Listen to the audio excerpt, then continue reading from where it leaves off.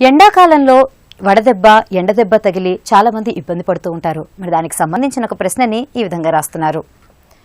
ఈ సమ్మర్లో sun stroke నుంచి అంటే వడదెబ్బ నుంచి ఏ ఏజ్ గ్రూప్ వాళ్ళు ఎటువంటి జాగ్రత్తలు తీసుకోవాలో తెలియచేయండి అంటూ రాస్తున్నారు.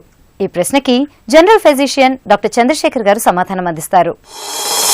హీట్ ఎగ్జాషన్ అనేది ఒక ఎర్లీ స్టేజ్లో ఉండే వడదెబ్బ. ఇంకా హీట్ స్ట్రోక్ అనేది సివియర్ ఫామ్, బాగా తీవ్రత. ఏదైతే మామూలుగా వడదెబ్బ అంటామో అది హీట్ స్ట్రోక్ అనొచ్చు. అందులో బ్రెయిన్, అది కూడా మనిషి బ్రెయిన్ ఎఫెక్ట్ అయ్యి డ్రౌజీ మత్తుగా అయ్యి అది హీట్ స్ట్రోక్ అంటాము. ఈ heat stroke prevention is most important. మనము అది ఆ వడదెబ్బకి తగలకుండా నివారణ తీసుకోవటం అనేది ఇంపార్టెంట్. పర్సనల్గా చేయాల్సింది ఒకటి, వీలైనంత తక్కువ టైం ఎండకి ఎక్స్పోజ్ కావటం, వీలైనంత తక్కువ టైం.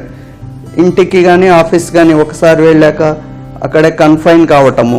రెండోది, బయట ఎండలో ఎక్కువ తిరగకపోవటము. కంపల్సరీగా తప్పనిసరి పరిస్థితుల్లో తిరగవలసి వస్తే వీలైనంత లైట్ కలర్ దుస్తులు, కాటన్ దుస్తులు ధరించి డైరెక్ట్ ఎండ పడకుండా క్యాప్ కానీ సన్ గ్లాసెస్ అందుబాటులో ఏది వీలైతే అది, కనీసం ఒక తడిపిన కర్చీఫ్ కానీ అట్లాంటిది వాడటము. సరిపోను నీరు తీసుకోవటం రోజు మొత్తంలో కనీసము 3 నుండి 5 లీటర్ల నీళ్లు తాగటము. ఇవన్నీ పర్సనల్గా తీసుకోవాల్సిన జాగ్రత్తలు.